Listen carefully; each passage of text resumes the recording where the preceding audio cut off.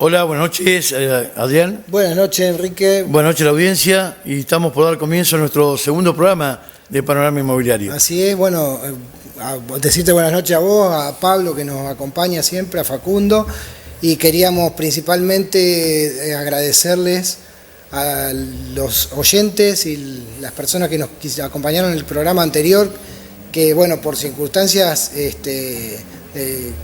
que llevan a que era el primer programa y un poquito estábamos amoldándonos, nos faltó tiempo y quedamos sin agradecerle a Vicky, acá los tengo anotaditos, a Lali, a Omar, Néstor, Carolina, Facundo, María, Marisa y un montón de gente más que bueno que nos agradeció de otra manera fuera del programa, mediante las redes sociales y demás, en la calle, todos muy contentos, así que bueno, les queríamos dar las gracias sinceras y invitarlo a que nos sigan acompañando, por supuesto. Perfecto, sí, un montón de gente más que inclusive lo hizo en forma personal, en nuestras oficinas, a través de las redes sociales, y que también nos hicieron saber que la idea de que tocáramos un temita, el tema de los alquileres siempre están en boga y sobre todo en estos momentos. Exacto. Donde está una ley tratándose en el Congreso para modificar la que tenemos hoy vigente. Y bueno, si querés, nos ponemos en tema. Sí, perfecto. Me parece genial porque bueno, es un tema primordial y del orden del día, ¿no es cierto? Perfecto. Bueno, mirá, todo el mundo sabe, y ya lo hemos hablado, inclusive nosotros en varias oportunidades hemos estado en distintos espacios del canal hablando sobre esta problemática, y vale decir que la ley que nos rige en estos momentos es la 27551, que fue sancionada el 11 de junio del 2020. O sea, tiene 2 años recién. 2 años, correcto. Sí. Y bueno, esa mencionada norma legal consta únicamente de 24 artículos y está dividido en 4 títulos y modifica y deroga la ley anterior y a la vez modifica algunos artículos del Código Civil y Comercial de la República Argentina. Claro, exactamente. Bueno, sobre todo uno de los plazos fundamentales que modifica es los plazos. Los plazos que modifica el plazo mínimo que anteriormente para los alquileres habitacionales era de 2 años. En esta nueva ley se modificó a 3 años como plazo mínimo obligatorio, el cual ha llevado justamente a confrontamientos y a problemas específicamente económicos para el locatario, porque a la hora de alquilar se le hace mucho más costoso, para el propietario locador, en el caso, hablando correctamente, también se le hace menos ventajoso, por decirlo de una manera, porque ventaja no es la palabra ideal, sino que menos provechoso, o sea, el recurso que adquiere a la hora de alquilar, porque en el tercer año, bueno, con el tema de la inflación y el movimiento económico que hay en el país, no sabemos con qué valores va a contar esta gente en el tercer año, entonces se hace muy complicado. Sí, completando lo que vos decías, básicamente lo que modifica es el artículo 1198 con el tema de los plazos. 1199. 198. El 99 es otro artículo que establece la excepción a los plazos de 3 años. Exacto. Entonces, decíamos que como base elemental amplía a 3 años el plazo locativo en el 1198. En el 1199 habla de las excepciones, que son las embajadas, los lugares consulares, los lugares de guardado, las locaciones turísticas, etcétera, digamos. Totalmente. Eso fundamentalmente. Lo que sí también modifica fundamentalmente es los sistemas de actualización. Correcto, los índices. Los índices de actualización, que lo va a hacer a través del IPC, que es la remuneración de los trabajadores, y el RIPTE, que es el aumento salarial, y el IPC, que es el tema que tiene que ver con la inflación. Bueno. Básicamente esto es acumulable cada 1 año y lo dicta, eso no lo hacemos ni vos, ni yo, ni nadie, eso lo hace el Banco Central de la República Argentina, lo va actualizando día a día y ya después cuando vamos a publicar la plaquita, lo que sería si autorizáramos un alquiler hoy día. Correcto, bueno, a ver, Esto, hablándolo formalmente, como lo explicó muy clarito Enrique, pero llevándolo al plano práctico del ciudadano que no conoce de la ley y está en nuestras manos justamente para que le podamos informar, lo que propone es que la actualización se haga cada año, como dijo Enrique. ¿Qué quiere decir? Que se va a pactar un valor específico en el primer mes que va a durar durante los 12 meses y en el mes 13 recién va a actualizar ese valor por esos índices que dijo Enrique, que son índices estipulados por el Banco Central de la República Argentina. Así que bueno, eso justamente lo que genera es que haya incertidumbre en cuál va a ser el valor de actualización en el mes 13. Lo mismo va a ocurrir en el mes 25, porque una vez que se actualice en el mes 13, transcurrirá nuevamente el año entero, o sea, los 12 meses subsiguientes, y en el mes 25 va a volver a actualizar. Exacto. Esa otra actualización tampoco es un valor regulado conocido. Hay que esperar lo que dictamina el Banco Central de la República Argentina. Por lo tanto, genera incertidumbre para ambas partes, por supuesto, porque el inquilino muchas veces es una persona asalariada que depende de un sueldo que se regula de una manera y a veces no condice con la regulación de estos dos índices. Entonces, bueno, se le genera por ahí una diferencia de valores entre lo que gana y lo que está dispuesto o debe pagar, ¿no es cierto? Por ese lado, para el inquilino. Y para el locador, de similares características, porque tampoco va a saber qué valor va a cobrar pasados son los primeros 12 meses y pasados los 24 meses. Y con más perjuicio aún para el locador, para el propietario, ya que mismo, o sea, durante el tercer año, a partir del mes 24, va a cobrar un valor que no tiene actualización hasta que finalice el contrato, quedando fuera de valor, ¿no es cierto? Sí, acá el amigo Juan Escalante nos hace una preguntita. Bien. ¿Quién le corresponde pagar las tasas y los servicios? Bien.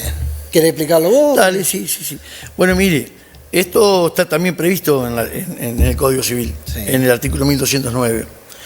¿Quién le corresponde pagar las cargas contributivas?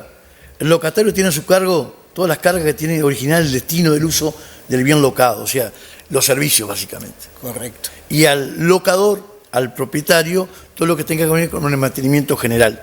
También así eso mismo se traslada con el tema de expensas. Las expensas normales, obviamente la paga el locatario, y las expensas extraordinarias, que son precisamente de mantenimiento del establecimiento, espacios comunes, por parte del locador. Claro, exactamente. Hago solamente una apreciación como para que el común de la sociedad que no está inmerso en el conocimiento comprenda qué son los servicios. Cuando se refiere a servicios, justamente habla de una contraprestación de la empresa que le cobra esa retribución. En este caso, normalmente es la empresa municipal, por ejemplo, que cobra la luz de la calle, el servicio de barrido y limpieza, recolección de residuos y otras cositas que hacen a servicios. Por eso el otro tipo de impuestos que hacen al bien locado, como por ejemplo la tasa provincial, eso le corresponde al locador. Entonces el servicio sería lo que el ente le da una contraprestación a cambio de un valor. Lo mismo sucede con la cooperativa eléctrica, que el propietario, el locador, el inquilino, consume energía eléctrica, paga por ese servicio que la cooperativa le brinda, el internet, el videocable, bueno, y el municipio es uno de esos servicios. ¿No es cierto? Sí. Bueno. Con relación a esto, también acá nos pregunta, a ver, la televidente Mari, que ¿quién se tiene que hacer responsable del pago de las reparaciones del bien locado? Bueno, con el tema de reparaciones, si estas fueran urgentes y fueran esenciales, obviamente el locatario el locador debe ser intimado dentro de los 10 días. Claro. Si son urgentes, si son necesarias, para que pueda proceder. Esto viene a colación también con el tema de reparaciones, otro temita interesante que introduce esta ley, sí, que tiene que ver con el domicilio electrónico. Exacto. También en esas direcciones electrónicas se pueden realizar todo este tipo de reclamos y son válidas y se computan los tiempos. Claro, exactamente. Eso también es la modificación, si mal no recuerdo, del artículo 75 del Código Civil y Comercial, donde crea esta nueva figura de domicilio electrónico. Del domicilio electrónico, sí, que hoy en día nosotros como intermediarios, corredor inmobiliario, solemos pedirla y solicitarla para poder agregarla en los contratos, porque se hace indispensable. Primero, que la mayoría de las personas hoy en día manejan un correo electrónico, que generalmente lo tienen en su teléfono o al alcance, más práctico que a veces hacer llegar una notificación al domicilio, donde hay que depender de que la otra persona lo pueda recibir o demás, ¿no es cierto? Así que bueno, el tema del correo electrónico es una condición que hoy en día se hace prácticamente indispensable. Quería hacer una interrupción y avisarle a las personas que nos están viendo que si quieren hacer una consulta, nos pueden llamar al 3446-523665, 523665, vía WhatsApp o vía llamada, para poder hacernos una consulta. Esta consulta, si nos da el tiempo, el margen, la podemos contestar ahora, si no, como en este caso, por ejemplo, que Enrique se refirió a personas que han consultado, se responderán en los próximos programas, pero el objetivo es poder compartir con ustedes información necesaria que les sirva y que la necesiten en el momento, que les pueda clarificar situaciones futuras para una posible contratación posterior, ¿no es cierto? Sí, no, y además nosotros vamos recibiendo también a través de WhatsApp, también el número 66-5252, que Pablo está recepcionando su mensaje, y están llegando las preguntas.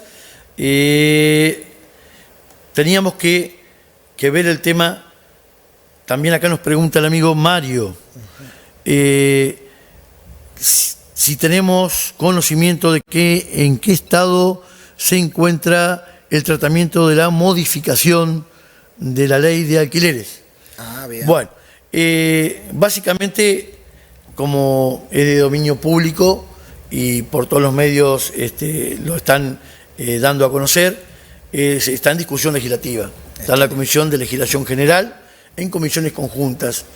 Según lo que hemos leído también y que también lo han transmitido desde la autoridad del colegio, hay 3 dictámenes, unos disímiles de los otros, y básicamente nadie tiene la mayoría como para someterlo a tratamiento, mejor dicho, en sesión ordinaria. Básicamente, las modificaciones que estarían tratando y que sería el proyecto que más cerca estaría de alumbrar desde el punto de vista legislativo, sería volver los plazos locativos a 2 años, la libertad de pactar libremente el monto de actualización y también los plazos de actualización. Exactamente. Podrían actualizarse semestralmente o trimestralmente. Claro, eso se daba particularmente antes de la ley, se daba de forma privada entre las partes, y bueno, se decidía el X porcentaje, que hasta hace 2 años atrás realmente estaba en un 30%, un 25%, después bueno, con los cambios que ha habido lamentables económicos en nuestro país, se fueron modificando, pero bueno, la ley implementó el sistema de los 2 ítems, del RIPTE y el IPC. Y bueno, hoy dependemos de eso, y lo que busca justamente el tratamiento de la nueva ley es modificar ya sea el plazo locativo, en reducirlo nuevamente a los 2 años, como decía Enrique, y que los plazos sean ajustables en su actualización de acuerdo a lo que digan las partes, o 6 meses, y en cuanto a los montos de actualización también, que lo regulen las partes. Sí, lo que pasa es que al haberse extendido por el imperio de esta ley a 3 años, se ha hecho complicado, más en sistemas económicos como los nuestros, ¿no? Digamos, y que lamentablemente uno no puede hacer previsiones mucho más largas, y sobre todo no sabiendo de qué manera vamos a actualizar, porque fíjate que esto es como un globo, no sé, lo soltás y no sabes para qué lado, claro, fíjate que están dando porcentajes elevadísimos que no se condicen con la realidad, con los incrementos salariales en general. Tal cual. Estamos hablando de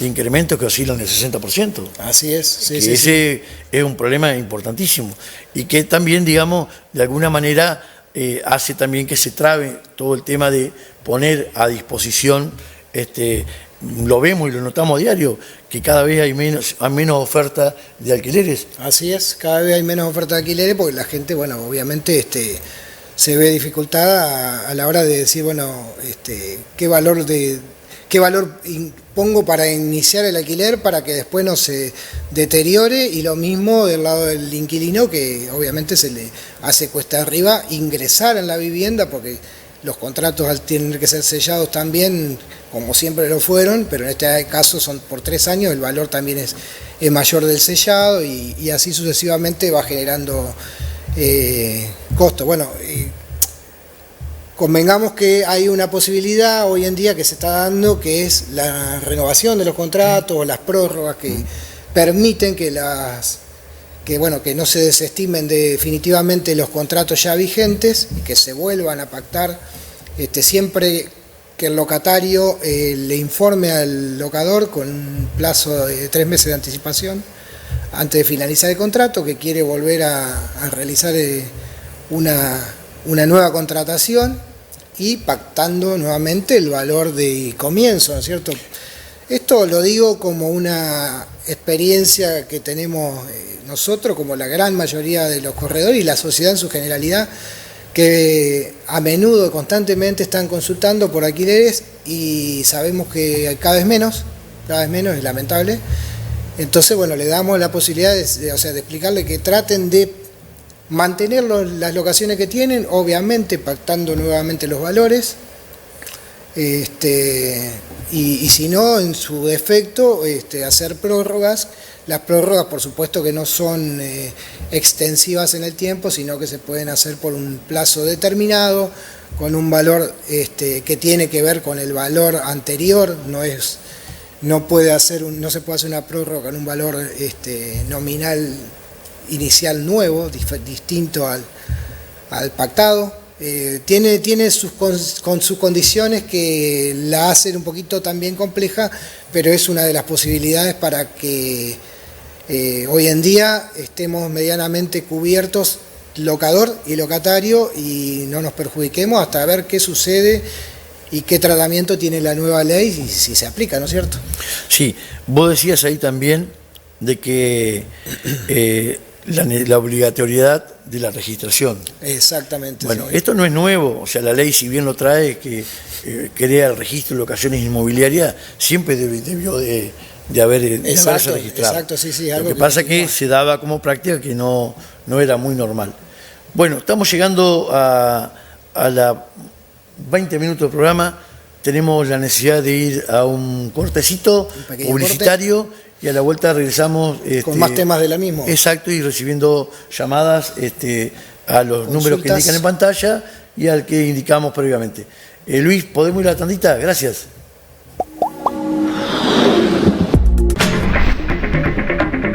El corredor inmobiliario es el único profesional habilitado para intervenir en compras, venta y alquiler de propiedades. Antes de concretar su operación inmobiliaria, verifique si el corredor inmobiliario está matriculado. Es un mensaje del Colegio de Corredores Públicos Inmobiliarios de Entre Ríos.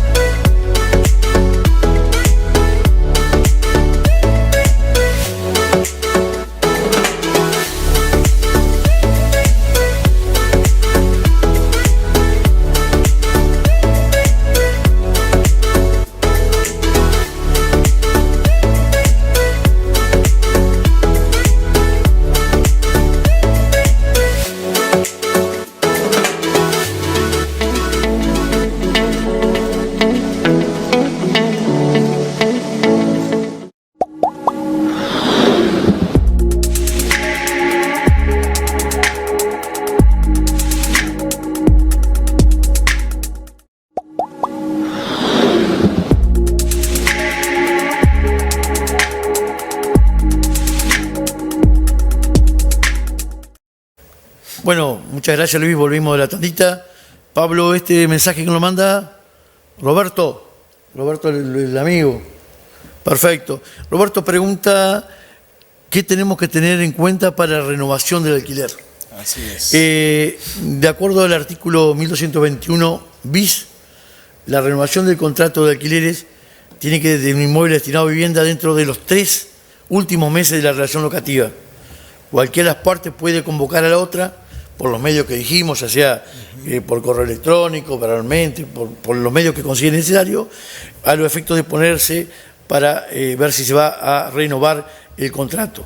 En un plazo no mayor de 15 días corrido, siendo en el caso de que el locador tenga la negativa, diga que no lo va a lograr más ni demás, debería notificarlo en forma fehaciente que va a resolver el contrato en ese momento o anticipadamente con las indemnizaciones respectivas, de acuerdo al lapso que se esté cumpliendo el contrato. O sea, si hemos transcurrido dentro de los primeros 6 meses, podemos, notificándole con 3 de anticipación, el locatario no debe de abonar absolutamente nada. Exactamente, no se cobraría la multa esa. Es la multa que refiere. Exacto. En el caso que fuera dentro de los 6 meses al año, 1 mes y medio de plazo locativo y después 1 año, efectivamente. Esto más o menos como norma general. Y también, digamos, hablaba sobre el tema de las garantías, que es un tema interesante a tratar. En ese tema también se pueden solicitar distintas formas, distintos tipos de garantías, como pueden ser título de propiedad de un inmueble, avalar esa propiedad de un inmueble, un aval bancario, también puede ser un seguro de caución, no muy utilizado en nuestro medio, más en las grandes urbes, o una garantía o fianza como al fiador solidario.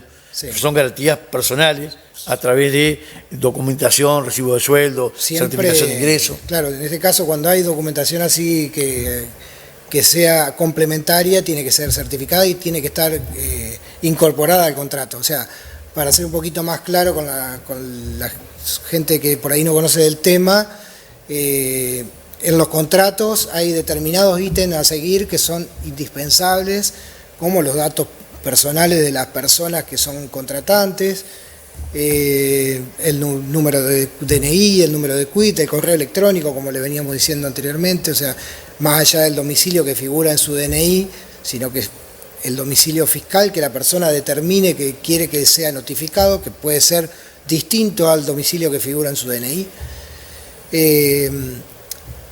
Ese tipo de cosas.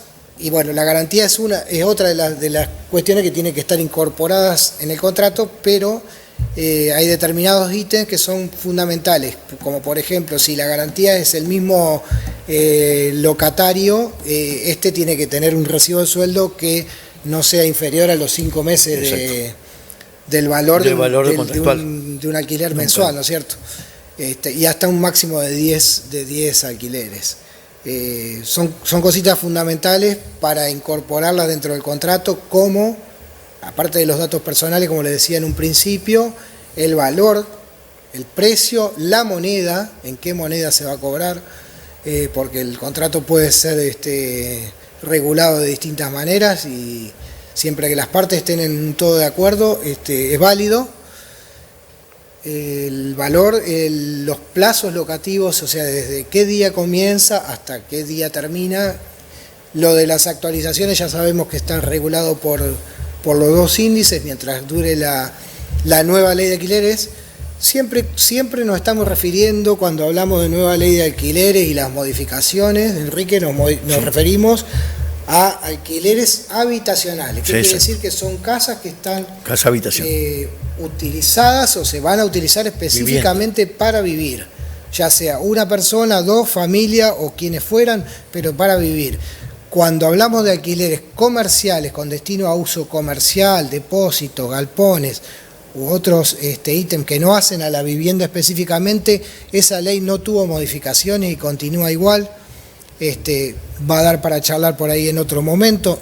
Es bastante similar a la ley habitacional, con los ítems que se modificaron y que afectan, por supuesto, a las personas que lo van a habitar, ¿no es cierto? Y al locador y al locatario, en ambas partes. O sea, si se diferencia un poco en ese aspecto y después en el uso, que también tiene que estar absolutamente especificado el tipo de uso cuando es comercial, ¿no es cierto? Así que bueno, son un montón de ítems a tener en cuenta. Después, aparte de las fechas, el procedimiento de la regulación de la mora, si es automática o no es automática, si hay plazos distintos que se tomaron entre las partes y acordaron, son válidos también.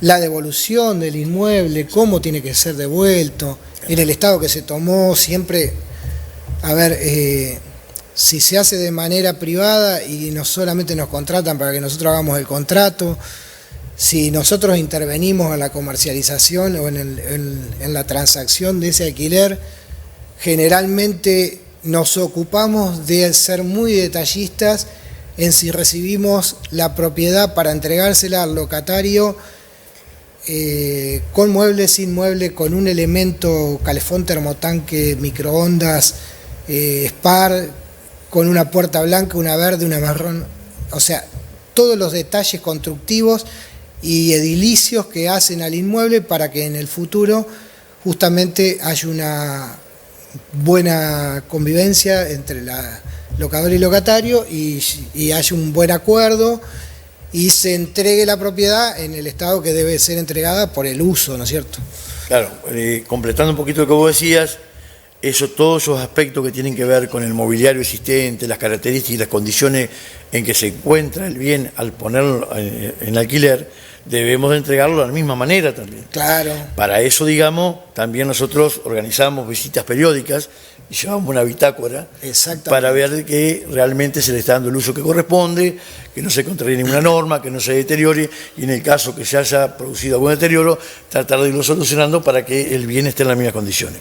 Otra cosita no menor que me estaba acordando es el tema del mes de depósito. Un tema fundamental y que por ahí, digamos, el mes de depósito, si todo va a estar en condiciones y demás, se le debe restituir actualizado al valor del último mes que pagó el locatario. En el caso contrario, que hubiera que solucionar algo, se destinará para solucionar ese tema. O sea, lo indispensable acá es que nos contraten. Sí. Lo indispensable es que cuenten con un corredor inmobiliario matriculado, porque somos las personas que manejamos al dedillo toda esta información, realizamos los contratos de una manera excepcional y tratamos de darle, si bien no podemos, la mejor garantía, de darle la mejor posibilidad de que la comercialización sea la mejor para ambas partes. La verdad que el tema está interesante, da para seguir hablando, pero bueno... Quedará para la próxima con las consultas que vengan. Sin duda, con todo lo que va llegando. Corto tiempo. Exacto. Ahora, antes de irnos a la pausa del canal, Luis, ¿nos podés poner las plaquitas a ver a cuánto llegó el dólar? Dólar blue. El dólar oficial, 128,20.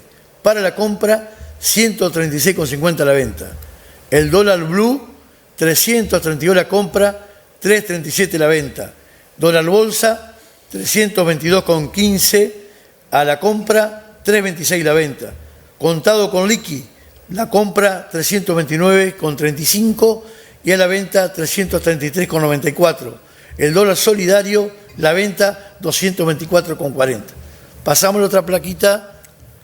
Así es, la placa que sigue es del informe del metro cuadrado, que es eso no varía semana a semana, sino que varía una vez al mes. Esta placa, este informe lo obtenemos de la página del Colegio de Arquitectos de la provincia, que dice que para una vivienda urbana, o sea, una vivienda tipo de planta horizontal, el valor en pesos es de 92.368,20, el metro cuadrado de construcción terminada en su totalidad, estamos hablando, ¿no es cierto?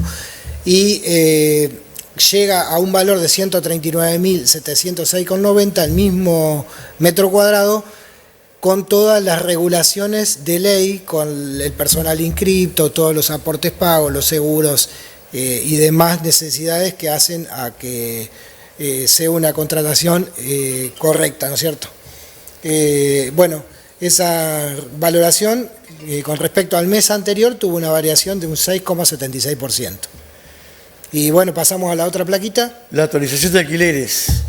Tenemos que el ISL correspondiente a un alquiler que vencería el día de hoy es del 2,31%, lo que significa un aumento de un 59,31% interanual. Así es. Bueno, dicho esto, nos vamos a la pausa y queremos agradecerle a Guillermo que nos está mirando. Muchísimas gracias por los saludos. Acá me llegan un par de saludos sí, más. Después los vamos a saludar. Bueno, nos vamos a la pausa y seguimos conectados. Saludos para todos. Gracias.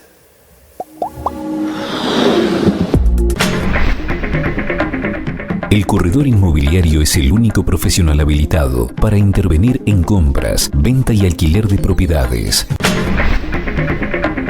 Antes de concretar su operación inmobiliaria, verifique si el corredor inmobiliario está matriculado. Es un mensaje del Colegio de Corredores Públicos Inmobiliarios de Entre Ríos.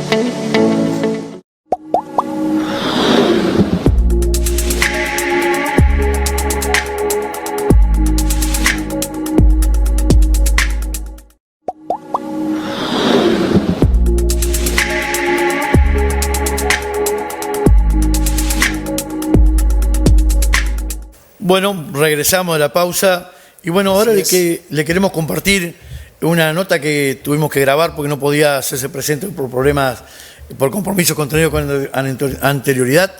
El ingeniero Aníbal García estuvo charlando la tarde de hoy sobre un tema importante con nosotros, como es el tema de las instalaciones de gas domiciliaria, de gas natural domiciliario. Exacto, tema fundamental, clave y que hace al bienestar de la sociedad en su generalidad, fundamentalmente de las familias que habitan, porque son temas de riesgo, de alto riesgo y que requieren de documentación específica y fundamentalmente de un personal matriculado para todo el desarrollo, ya sea documental, como la elaboración, la puesta en marcha y todo. Así que bueno, agradecemos nuevamente y lo dejamos con Aníbal y la encuesta que le hicimos.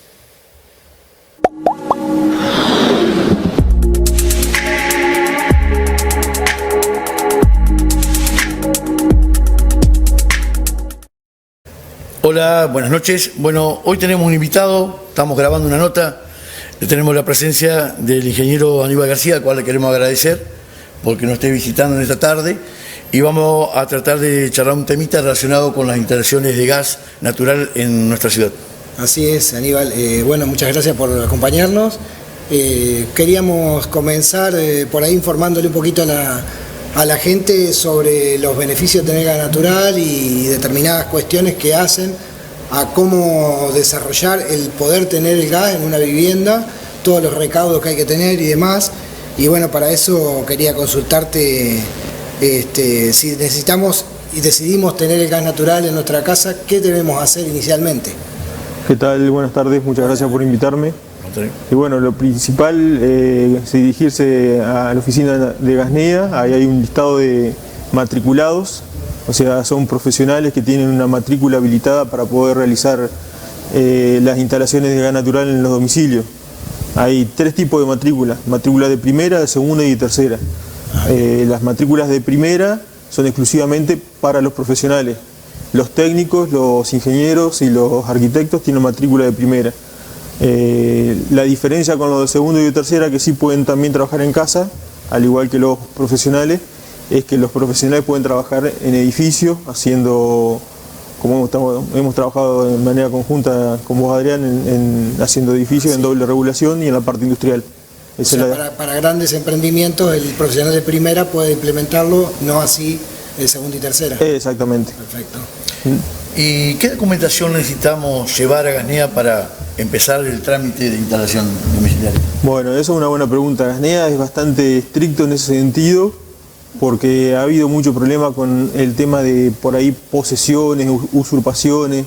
Entonces, para poder habilitar el gas, se necesita que la boleta de ATER, ¿sí?, esté a nombre del titular, o tener boleto de compraventa o escritura del inmueble, ¿no es cierto? Por más que la boleta de ATER figure a nombre de otra persona, que figure el boleto de compraventa o la escritura reciente, digamos, de que esa persona te vendió a vos y vos sos el titular del inmueble.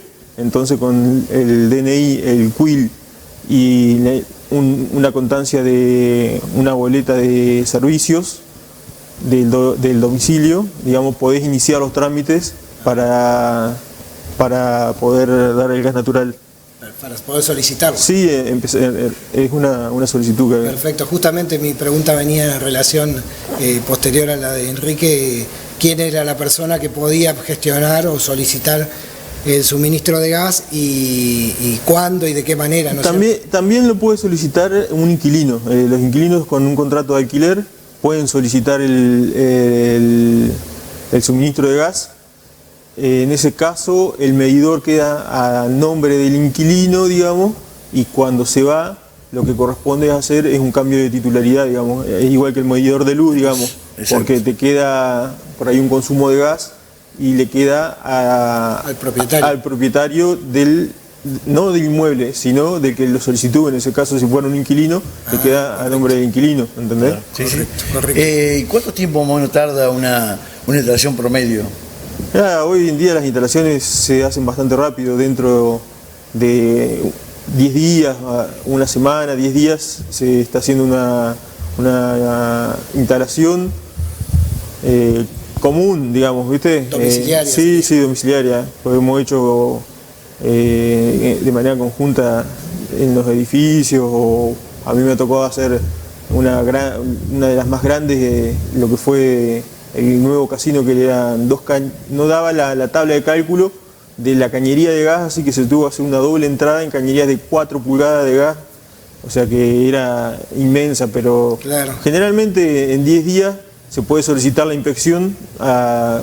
Nosotros presentamos el legajo con todo la solicitud que te mencioné recién, más el plano del recorrido del trazado de la cañería en las oficinas locales de Gasnea.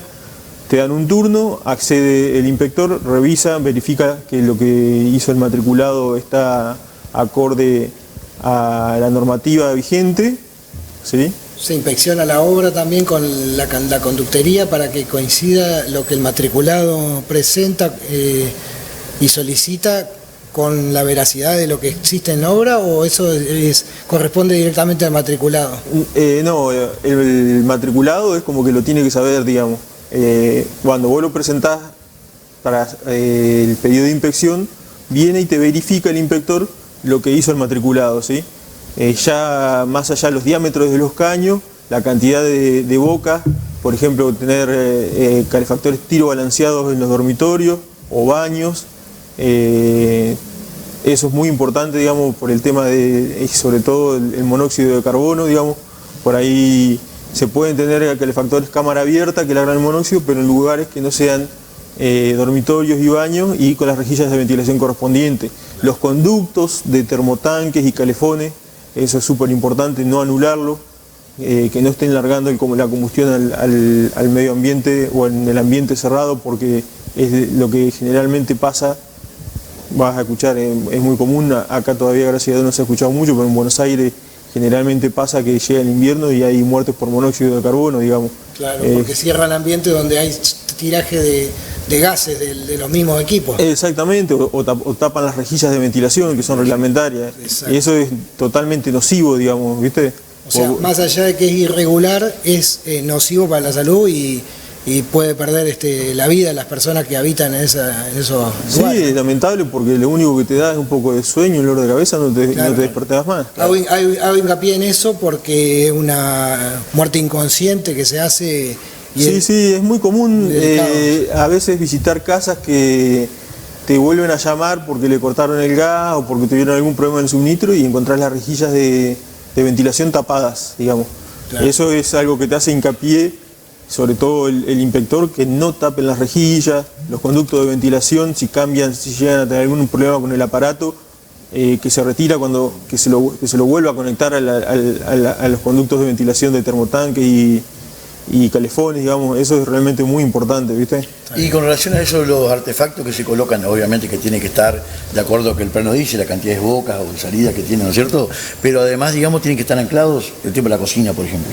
Exactamente, bueno. Hace un tiempo atrás, digamos, la reglamentación, digamos, ha ido avanzando y ahora, en ese momento se retiraron todas las cocinas del mercado y las cocinas en cada hornalla tiene que tener una termocupla, al igual que en el horno, que la tenés que tener un poquito apretada, cosa de que si hay un viento, se apaga la hornalla, automáticamente se corta el gas. Las cocinas quedan ancladas a la pared, van con un flexible de acero aprobado, digamos. No es una instalación, digamos, muy económica en este momento, pero es algo que va medio atado al precio del dólar, todo lo que es hierro, caño, pero hacia la seguridad, digamos, de la instalación. Cada vez que el matriculado pone el gancho y avala el inspector y se da el servicio de gas, hay un periodo de servicio de garantía de 10 años. Tanto, un montón de tiempo. Es mucho tiempo, viste que el matriculado tiene la civil y penal sobre la civil y penal sobre la instalación, conjuntamente con el inspector, digamos. Claro. Digamos, si las cosas se hacen bien, a mí me han tocado instalaciones de 20 años que se le ha cortado el gas y no tienen pérdida, no tienen nada, o sea, están preparados, pero hay que ser, digamos, muy consciente cuando se hace una instalación de gas, digamos. ¿Qué porcentaje de la ciudad está adherida al sistema de gas natural en Gualeguaychú? Más o menos, ¿no? Sí, mira, en su momento se hablaba que había una extensión de red que llegaba aproximadamente al 60%, digamos. Igualmente, en esa extensión de la red no están todos los vecinos conectados. Es más, me tocó hace 10 días una consulta de una señora que se había conectado, era una jubilada, le había venido muy alto en su momento el consumo de gas, se había pagado, había desconectado y puso los tubos de gas. Y el problema es que para volver a poner los tubos de gas había cortado la cañería de gas natural. Eso es letal, digamos, hasta el mismo inspector te dice que tocarle una cañería de gas natural aprobada, digamos, es algo contraproducente, porque después, ahora que le salía muchísimo más caro el tubo de gas respecto de lo que era el gas natural, quería volver a poner el gas natural y la desvinculación de la cañería de gas envasado le hacía que era muy oneroso, digamos, había que volver a presentar plano de nuevo, había ampliado la casa. El plano que se presenta en Gasnea es un plano conforme a obra, que es tal cual está la casa en ese momento cuando va el inspector. Después, si vos tenés gas y empezaste a avanzar y agregaste una habitación o diste vuelta al lavadero y en algún momento se te cortó el gas o se fue el inquilino y por un tiempo y vos después y se llevó el medidor y vos volvés a querer dar gas, tenés que volver a presentar un plano nuevo, digamos. Es conforme a obra, la casa tiene que estar el plan tiene que estar tal cual a como está la casa cuando te visita el inspector. O sea, esto me trae una pregunta, o sea, si vos tenés una propiedad alquilada, el inquilino se va, el medidor estaba a su nombre y lo retiran porque él pide la baja o el resguardo, no sé cómo sería en ese caso, después me lo contestás. Cuando el propietario vuelve a pedir el suministro de gas de ese nuevo medidor, si no hubo modificaciones con una simple presentación, no simple, sino una presentación nueva de planos, siempre por intermedio de un matriculado, se puede llegar a realizar sin ningún impedimento, digamos. Nos tocó a nosotros justamente el mes pasado, se había retirado el inquilino, hacía como 5 años, los propietarios no eran de acá, empezaron a habitar la propiedad, nos llamaron y lo primero que te pedimos es el plano de la instalación. Entonces vos corroborás que la instalación está tal cual como fue aprobada originalmente con el plano, que no se extendió la cañería y están todas las bocas tal cual. Claro. Entonces se hace la prueba de hermeticidad, que es realmente prueba de hermeticidad y obstrucción se hace. Que no tenga ninguna pérdida. Claro. Entonces, el hecho que no tenga pérdida y que no se haya modificado la cañería, porque los diámetros varían de acuerdo a la cantidad de boca que vos ponés. ¿Entendés? Perfecto. Entonces, al respetarse eso, si no se modificó, es bastante rápido el trámite para poder volver a dar gas, digamos. Y una vez, digamos, que finalizó la obra y vino la inspección, corroboró que todo estaba dentro de lo que estaba en el plano y demás, ¿en qué tiempo te habilitan para poder empezar a consumir el gas? No, una vez que visita el inspector la obra y está todo de acuerdo, los artefactos conectados y los diámetros del caño de acuerdo a cálculo y a plano, es inmediata. Es inmediata. Suministro de gas. El suministro de gas. Ellos te dan un turno, aproximadamente hoy ronda entre los 10 días, una semana, ese turno, desde que vos lo solicitás. Y para ir a inspeccionar. Para inspeccionar, y si está todo acorde, digamos, es en el momento ya te habilitan la instalación de gas, podés consumir. Si a vos te preguntan, ¿aconsejaría poner el gas natural y por qué? Mirá, yo creo que me pasaba a mí en su momento cuando uno no estaba conectado o no pasaba a la red por el domicilio de uno, cuando no se te terminó una garrafa un día domingo, ¿viste? Un día feriado que vos decís, justo se me acabó, se te acabó el gas, ¿viste? Y tenés que salir a buscar una garrafa o tenías otra garrafa de reposición. La boleta de gas llega todos los meses, hay que hacer un consumo razonable, digamos.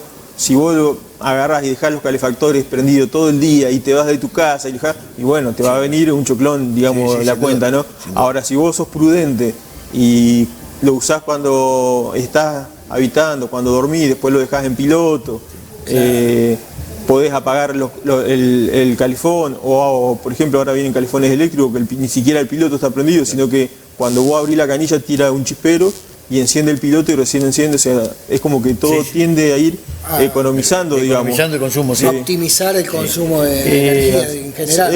Exactamente, que la verdad que la energía es cara y una vez que uno se acostumbra a tener el gas natural es como que es imposible no tenerlo, digamos. Hace casi 20 años que tenemos red de gas, ¿no? Sí, aproximadamente sí. En esos 20 años, felizmente creo que no hemos tenido grandes inconvenientes como accidentes grandes, ¿no? Mirá, yo recuerdo un accidente grande hace aproximadamente 10 años, fue en La Roque, no fue acá en Gualeguaychú.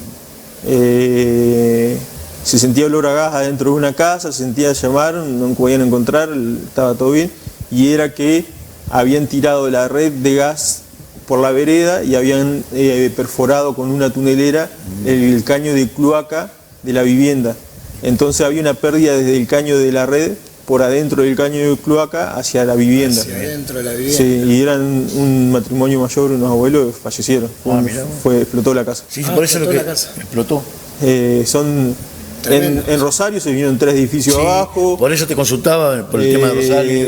O sea, cuando uno siente un olor a pérdida de gas, a mí me pasó con un cliente de Adrián, con Adrián, y hemos trabajado muchísimo, que sintió olor a gas en la puerta de la casa. Él hacía poco que le había comprado una vivienda acá en pleno centro, en calle Luis de Palma, y lo primero que hace, agarra la boleta de Ganea, llama al 0800, viene el reclamista de Ganea, tenés roto el regulador.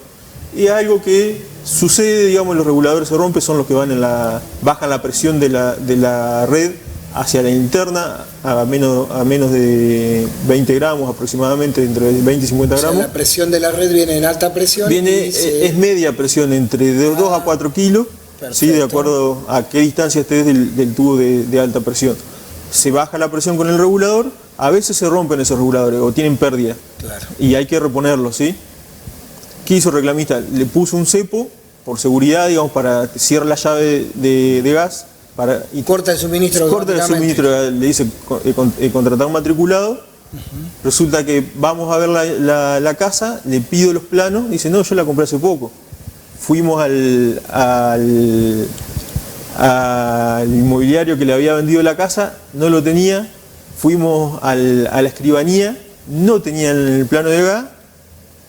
Caímos en el matriculado, era la instalación más o menos 250, estamos en las 70.000 más o menos en la ciudad, para que te haga una idea. Claro, hacía más de 20 años que tenía la casa. Claro. Resulta que le digo, bueno, hacé una cosa, Joaquín, andate hasta Gasnea, siempre los planos o los formularios se hacen por triplicado, uno para el dueño, uno para el matriculado y una carpeta queda en Gasnea. Siempre el dueño queda con una copia. Lo que pasa es que el dueño había vendido la casa, el nuevo comprador no había adquirido ese plano. Claro. Cuando se va a Gasnea, presenta que él es el propietario de la casa con la escritura correspondiente, le dan una copia, resulta que la mitad de la casa pues, tenía piscina y tenía calefacción en la piscina, para que te haga una idea. La mitad de la casa tenía clandestina la instalación de gas. O sea, él había comprado una casa de buena fe, pagó al inmobiliario, pagó al escribano, dice, ¿cómo puede ser que vinieron, verifican humedades en medianera y pero nadie me verificó la instalación de gas, tenía una instalación de gas trucha? Indispensable verificar toda la documentación que corresponde a una vivienda. Los planos en general, sobre todo si tiene servicio. Claro, que es algo que no hablamos con la inmobiliaria, no se habían pedido, no es común que se pida el plano de gas y que venga un matriculado, que es algo tan simple como ir y revisar, es decir, tenés 3, 4 bocas, bueno, están colocadas esas 4 bocas. No ahí que había declarado 4 bocas y había como 8, ¿viste? ¿Qué pasa en ese caso, digamos, cuando se descubre irregularidades, manifiesta como esa importante? ¿Qué se hace? Bueno, en este caso Joaquín nos dejó la llave, me dice, yo me voy 15 días al campo, pues le dije, no es fácil resolver esto, porque primero tenemos que cortar en donde se hizo la vinculación de toda la cañería trucha. Y después verificar que una instalación de 20 años ya de antigüedad que no tuviera pérdida, que sea hermética. Gracias a Dios hicimos esa desvinculación y la cañería no tenía pérdida. Así que bueno, tuvimos que cambiar rejillas, se te pide el inspector rejillas de ventilación nuevas, la cocina ya no le servía más, esa cocina que vos tenías antiguamente no, tuvo que comprar una cocina nueva con las termocuplas. En ese caso, disculpame que te corte, ¿no? Te quería consultar, en ese caso, cuando se reemplaza un artefacto, ¿se vuelve a ingresar dentro del expediente con numeración? Sí, ¿o es lo mismo un artefacto que otro? No, es una inspección de cero, nueva, con cada artefacto que vos... Perfecto. Si hay una boca tapada y va el propietario y coloca un calefactor, la responsabilidad pasa íntegramente por el dueño de la casa. Por eso en el formulario de Gasnea están todos los artefactos que se conectan y la matrícula con la marca y el año de fabricación. Es imposible. Todos los datos que hacen a cada artefacto. Claro, vos cambiaste la cocina porque se te antojó poner una cocina industrial que están tan de moda, no están permitidas para poner como uso domiciliario. Automáticamente sos vos el responsable de lo que pase y de la instalación, digamos. El propietario asume la responsabilidad ante cualquier intervención una vez que se va el matriculado y el inspector del domicilio. O sea, por eso siempre se recurre que cuando hay algún inconveniente llamen a un matriculado. En el caso de Joaquín fue algo que lo hizo bien porque él sintió mucho olor a gas en la puerta del domicilio, llamó a Gasnea y resulta que estaba el regulador roto. Claro. Pero con algo que era simple de cambiar el regulador se complicó porque resulta que se encontró que tenía la mitad de la instalación de la casa trucha. La casa trucha, claro, sí, totalmente. Y nadie se lo había verificado, ¿viste? Una casa que te digo que tenía calefacción en la pileta, para que te haga una idea, estaba clandestino. Sí. Y en ese caso, digamos, si hubieran detectado falla en el resto de la instalación, hay que hacer la nueva, ¿no? No sirve más, exactamente, hay que hacer una instalación nueva. Porque una cañería que va embutida, tiene 20 años, le tenés que demoler la casa para todo el recorrido de la cañería, va por el piso, levantar piso, para ver dónde está la pérdida no tiene sentido. Directamente es más conveniente. Sí. Aparte que imagínate que el matriculado está avalando con su firma, yo le doy una garantía nueva por 10 años más junto con el inspector de una responsabilidad civil y penal. Soy responsable de la vida que hay ahí adentro, ¿entendés? Obviamente. Entonces, nosotros colocamos el manómetro, hay alguna pérdida, vemos que se mueve y la cañería está embutida, prácticamente decidimos que esa cañería no sirve más y tienen que hacer una cañería nueva. Vos recién hablabas de los cambios de artefactos y demás, y en el tema de la cocina, nosotros habíamos escuchado que había habido algunos inconvenientes con la instalación de cocinas industriales. ¿Y qué otro artefacto también está en las mismas condiciones de que no se puede instalar al igual que las cocinas industriales? Y bueno, los calefactores sin salida dentro de los dormitorios, eso no están permitidos, ¿sí? Hay otro tipo de artefactos que son tiros balanceados de NU, porque por ejemplo hay, sobre todo por proyectos, por ahí en una pared que da hacia el exterior o hacia un balcón, el arquitecto te proyecta que es todo un ventanal, no tenés donde colocar un calefactor, entonces tenés que elegir una pared sobre una medianera y bueno, podés poner una ventilación sobre una medianera. Bueno, ahí tenés que buscar un artefacto que es alternativo, que es tiro balanceado de NU, que tiene 2 caños de ventilación que se ventilan hacia el techo. Hacia el techo. O sea, tenés que romper el techo ahí. Sí, hay que romper el techo. Se hace la cinguería, se llama un cinguero, y se hace la ventilación. Pero esos son los artefactos, digamos, adecuados para cada tipo de ambiente. Sobre todo, el problema surge no cuando dan gas, porque el inspector te va a decir, no, eso no va, y no te da gas, directamente no te da el suministro. El tema está cuando vos tenés el suministro y llamás a alguien que es idóneo. Claro. Que no conoce el reglamento del Energas. Por ahí te puede cambiar, dice, no, resulta que yo quise ampliar la ventana, saqué de ahí, lo vamos a poner acá al costado y como es hacia la medianera... Lo pongo con un cañito más largo o pongo un sin salida. Claro. ¿Viste? Lo único que estás haciendo es te estás matando vos solo, digamos. Sí, es muy común que nosotros nos ha tocado visualizar en distintas localidades, en distintas propiedades, que de una salida que está en el rincón de la habitación hay una extensión con un cañito finito de bronce o de cobre, a veces, de aluminio o de cobre, por una determinada cantidad de metros, donde el calefactor o el artefacto se ha cambiado de lugar. Y el caño de aluminio está permitido con el que viene cuando vos comprás el artefacto, y el caño de cobre tiene un máximo de extensión de 50 centímetros, más de 50 centímetros no lo puede colocar, digamos. Y hablando de colocaciones de centímetros y metros, ¿qué distancia tiene que tener entre el techo, los termotanques, por ejemplo? Que yo he visto que algunos están muy cerquita y que no cumplen con la norma, ¿no? No, bueno, tanto el termotanque por ahí es un poco más benéfico que el calefón, porque el calefón necesita una ventilación que se llama los 4 vientos. O sea, a 1 metro a la distancia, en los 4 sentidos, no tiene que tener nada para poder ventilar. O sea, lo tenés que elevar el conducto de ventilación. ¿Eso termotanque? Calefón. Calefón, perdón. Que es un conducto mínimo de 4 pulgadas, hay algunos más grandes de 5, y pueden llegar a tener, después de 50 centímetros rectos a las salidas del calefón, 2 curvas a 45. El termotanque, hay termotanques que ya vienen con una salida lateral, ¿sí? Entonces, con una salida lateral, con una pendiente mínima del 4%, podés salir hacia lo que se llama los 3 vientos, de una pared, separado 30 centímetros, y 1 metro a la redonda que no haya nada, digamos. Y si no, también podés ir a los 4 vientos. Y si no, ya te digo, mínimo 50 centímetros, y después sí podés poner una curva para salir atrás de una pared para evitarte la cinguería, por ejemplo. Exacto. Mucha gente no quiere romper el techo. Pero bueno, hay lugares que no queda alternativa porque el cielo raso está muy alto o el artefacto es muy grande y está muy cerca y no te queda otra que salir vertical, pasar esos 50 centímetros y salir hacia el techo con un cinguero.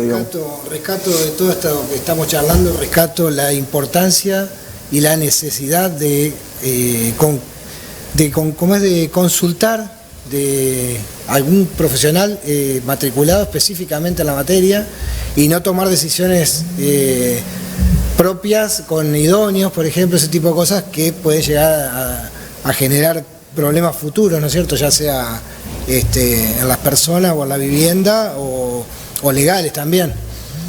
Lo digo porque así como sucede con el gas natural, también sucede con la profesión de corredor inmobiliario y otras cuestiones, por ejemplo la energía eléctrica, donde se hacen desarrollos que a veces no corresponden y necesitas sí o sí acudir a alguien que conozca de la materia y sepa darte seguridad de que las cosas están bien hechas, ¿no es cierto?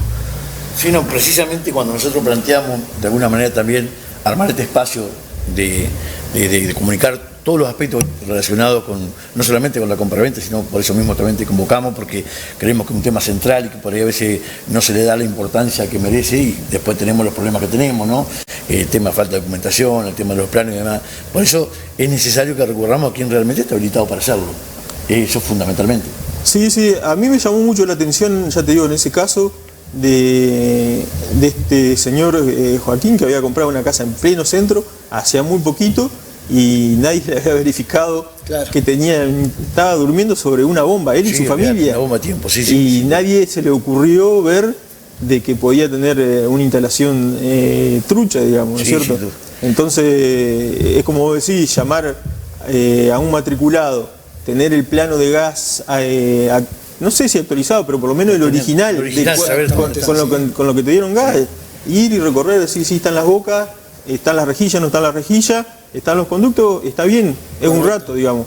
Ahora, si se modificaron el plano original, digamos, bueno, ahí ya se complica un poco más, ¿viste? Bueno, la verdad que esto es interesante, da para mucho más, hay muchas pero más preguntas, el tiempo es tirano en esto y bueno, queríamos agradecerte que te haya tomado tu tiempito para venir a compartir con nosotros y con la audiencia un tema tan importante como este, ¿no? Muchas gracias. Muchas gracias a ustedes por la invitación. Al contrario. Serás convocado para otra. Otra oportunidad te tenemos. Muchas gracias. Gracias. Muchas gracias a ustedes.